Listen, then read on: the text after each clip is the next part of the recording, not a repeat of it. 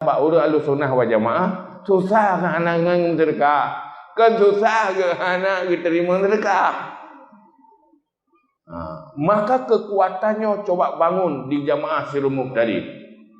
Contoh urang Aceh zaman. Urang Aceh zaman yang dipimpin oleh para ulama.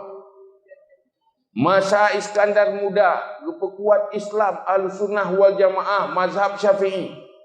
Udah peradaban Islam termasuk peradaban sosial, sehingga di awal kemerdekaan pesawat pertama untuk modal pesawat negara Indonesia dari Jaro urang Aceh.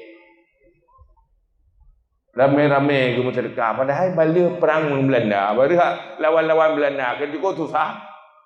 Tetapi pakat belau pesawat jadi di saat urang lain naik belau. Hebat kan? Ya,